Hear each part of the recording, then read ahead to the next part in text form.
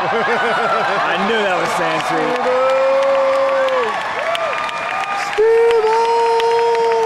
He is a god to these people. He's our god too, come on. Now I know why I'm not a costumer. Again, welcome to Star Wars Celebration 4.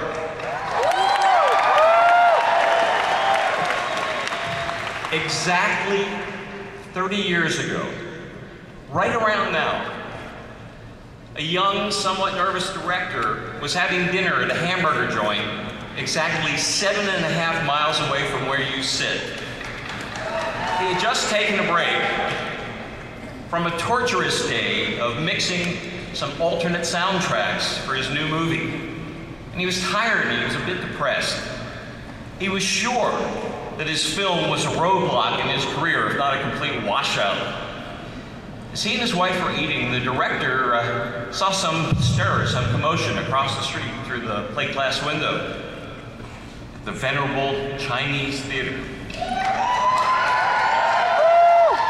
So he decided to go outside and see what new movie was causing that kind of stir.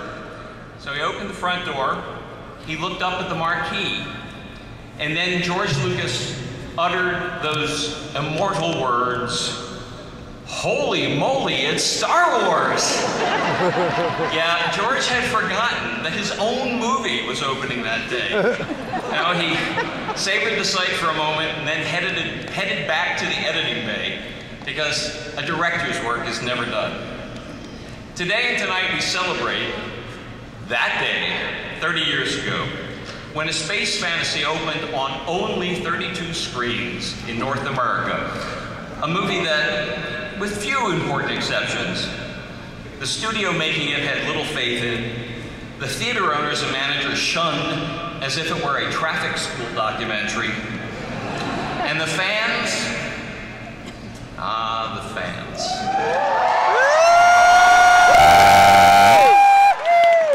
They were out there in force, supporting this little space fantasy that changed the course of movie making and popular culture, that has become so much a part of who we are that it's hard to remember a time before Star Wars. The fans were there then, and we're still here 30 years later.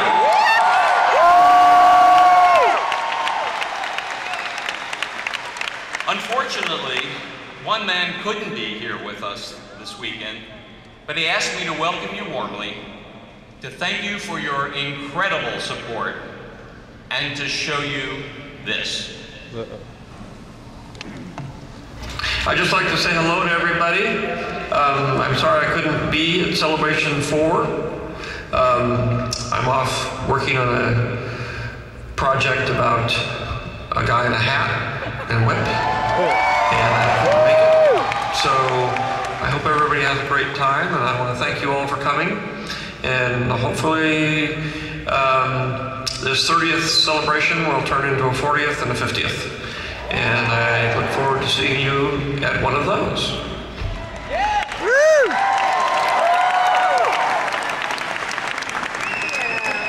George is in Europe right now working on a couple of projects and getting some much needed R&R.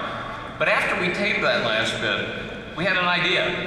Even though it's about 4 or 5 a.m. his time, wouldn't it be great if we could get George on a live satellite uplink so that we could actually ask him some questions? So, if I had every page of my little thing here, if the technology is with us, let's take it away. Yeah.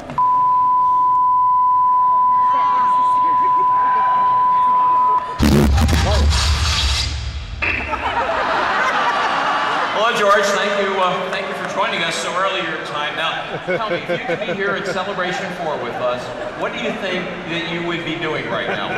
What activity would you choose? I guess I'll be playing Star Wars laser tag with the 501st. It'll be my chance to finally show those Stormtroopers how to shoot. Steve, I heard you were dressing up as an Ewok. I'd really like to see that. Did I miss it? Yeah, sorry, George, too late. I always really liked those Ewoks. Well, great. Anyway, to change the subject, how was the animated Clone Wars series coming along? Well, it's going just great. Of course, I decided a couple of months ago to stop doing it as CG animation and to pioneer another technological breakthrough. Hand puppets. Hand puppets? Yeah, made out of paper bags to encourage recycling. And the ships will be made out of these great... Thanks, George, but you know, we don't want to give too much away at this time. Is there anything further you'd like to say to the fans here at Celebration 4 in LA? Sure. Have a great time. Celebrate 30 years of Star Wars with your friends, but remember that there's a lot more Star Wars to come. Thank you, George.